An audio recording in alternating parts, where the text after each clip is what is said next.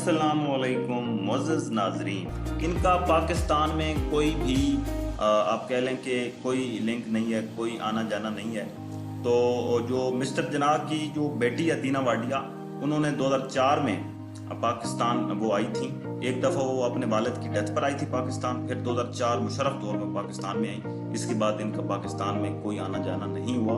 तो लिहाजा ये इंडियन नेशनल्स हैं और लंदन में इनका ज़्यादातर बिजनेस है और इंडिया में है। यानी मिस्टर जनाह का कोई बेटा नहीं था, एक ही बेटी थी दीना वाडिया, वो भी मिस्टर जनाह की मर्जी के बगैर शादी कर दी। मिस्टर जनाह को उस बात का बहुत दुख हुआ और उसके बाद मिस्टर जनाह के जो नवासे हैं उनका कोई ख़ास काबिल ज़िक्र कोई लिंक नहीं है पाकिस्तान के साथ। दीना वाडिया 2 मरतबा आई हैं पाकिस्तान में, 2004 में आई थी और फिर एक दफ़ा आई थी अपने वालिद की डेथ पर। इसके बाद उनका 2016-17 में उनकी डेथ होगी।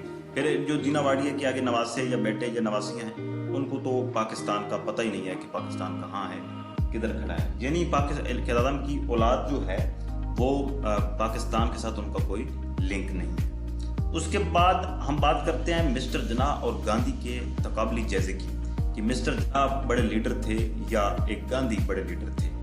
मैं आपको ये बताता चलूं कि गांधी मिस्टर जनाह से 4 साल सीनियर थे।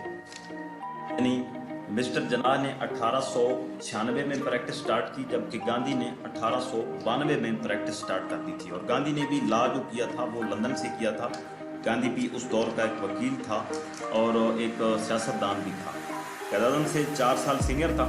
तो अगर मैं इनका तकाबली जायज़ा करूं कि मिस्टर जनाह एक बड़ा लीडर था या गांधी एक बड़े लीडर था, तो इसका जवाब यकीनन मिस्टर जनाह ही होगा। अगर वकालत का तकाबली जायज़ा किया जाए तो इसका जवाब भी यकीनन मिस्टर जनाह ही होगा। तो मैंने ये फोटो जो आपके सामने स्क्रीन पर खड़ा है, ये भी आपको बता रहा है कि मिस्टर जनाह थोड़े ऊपर खड़े हैं, गांधी थोड़ा नीचे खड़ा है। तो मकसद बात करने का ये है कि मिस्टर जनाह वकालत की दुनिया में और लीडरशिप की क्वालिटीज़ की दुनिया में गांधी से कहीं आगे थे।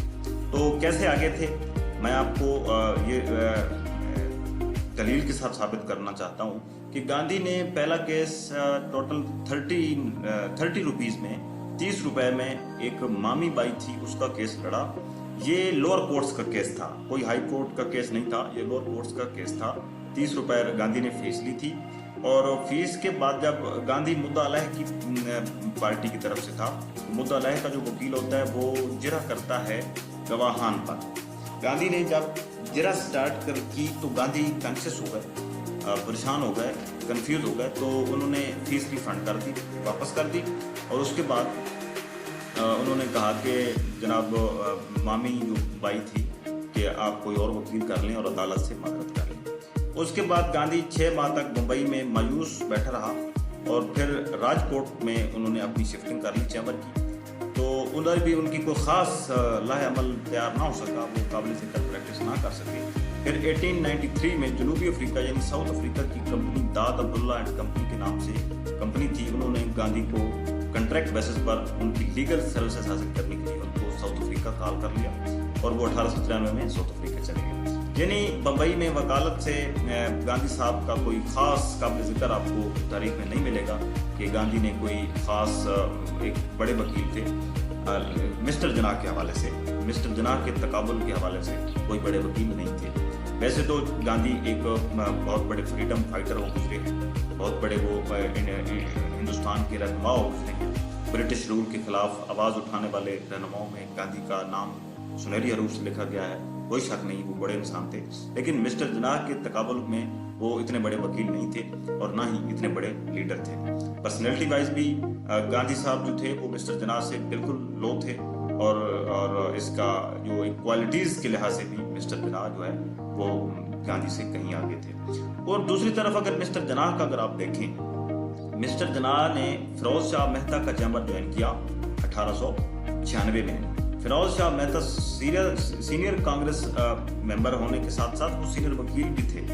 फिरोज शाह मेहता ने अपना मशहूर केस काकस केस जनाह को प्लीड करने को कहा और जनाह ने इस केस में नुमायां कब्जा लिया।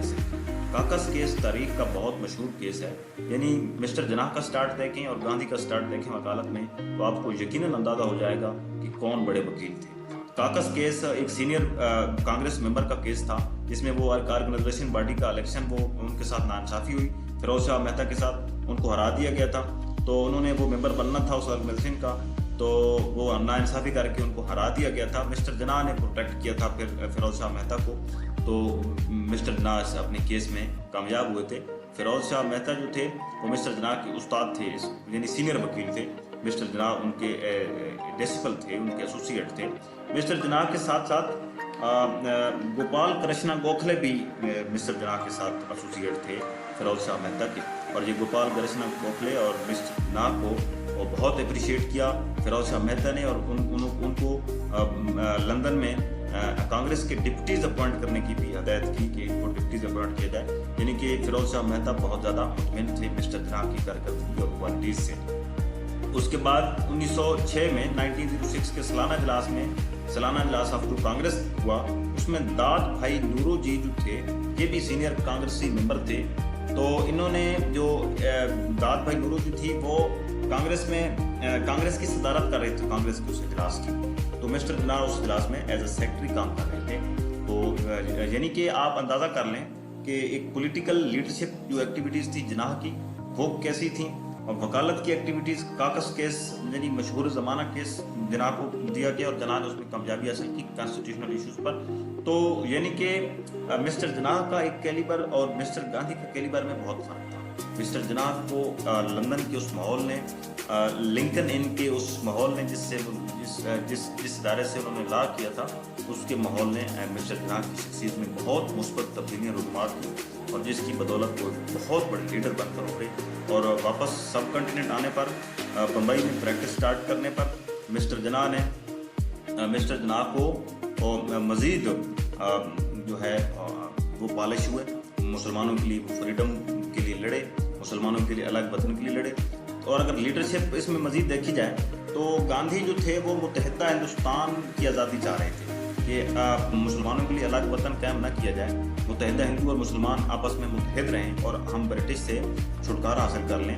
लेकिन मोहम्मद अली जिन्ना ने अलहदा वतन कायम करने में मोहम्मद अली जिन्ना कामयाब हो गए, मुसलमानों के लिए एक अलग वतन मुमलिकत, आज़ाद मुमलिकत बनाने में कामयाब हो गए। यानी गांधी का जो मिशन था कि मुत्तहिदा हिंदुस्तान रहे लेकिन हम बरतानिया से छुटकारा हासिल कर लें। क़यादत का भी यही एक मौक़िफ़ था बरतानिया की हद तक। बरतानिया से तो हम ही छुटकारा चाह रहे थे लेकिन हम अलहदा वतन चाह रहे थे।